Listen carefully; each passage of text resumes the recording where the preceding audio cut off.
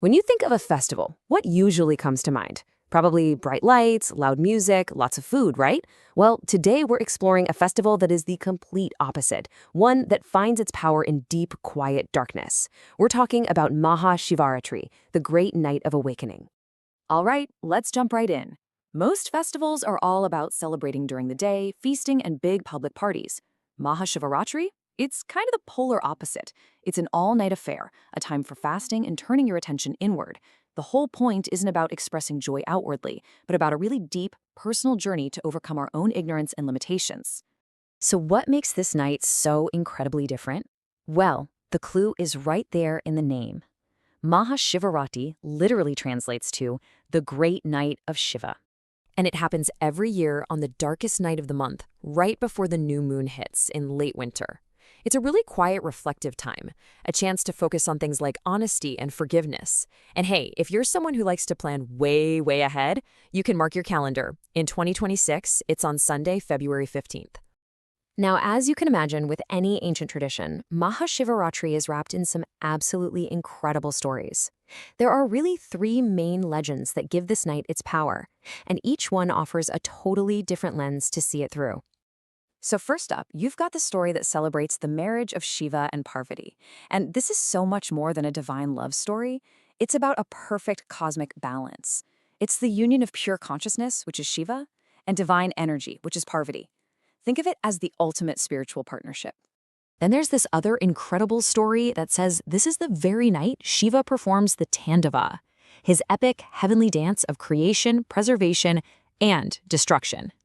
The idea is that through chanting and singing hymns, people can tap into this cosmic rhythm and feel Shiva's presence in, well, every single atom of the universe. And then we have the most dramatic story of them all, the day Shiva literally saved all of creation.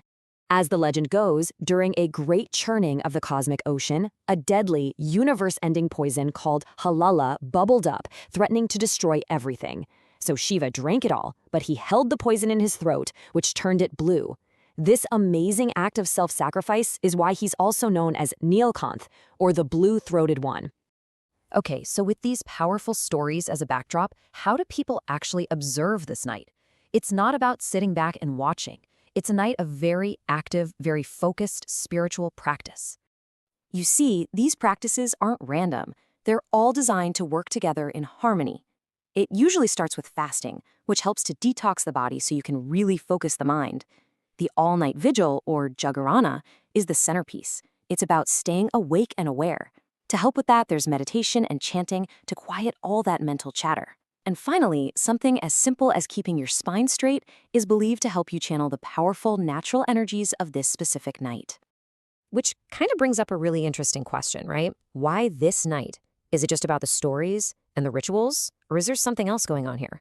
Well, according to the yogic tradition, the power of this night is quite literally written in the stars. There's a special cosmic alignment that gives every single person a natural spiritual boost. And this is where things get really fascinating. The idea is that nature itself gives us a push.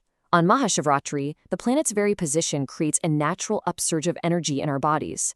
So you see, that all-night vigil and keeping your spine straight aren't just symbolic. They're seen as practical tools to take full advantage of this cosmic gift. It's like nature is giving you a free energy drink for your spirit. And this all leads us to the most profound, most mind-bending concept of the entire festival, what the word Shiva actually means, and why this night is a celebration of darkness. Okay, so this is the real core of it. The word Shiva doesn't just refer to a god. In this context, it literally means that which is not. I mean, just think about the night sky. The stars and galaxies are beautiful, right? But they all exist inside this vast, endless, unbounded emptiness.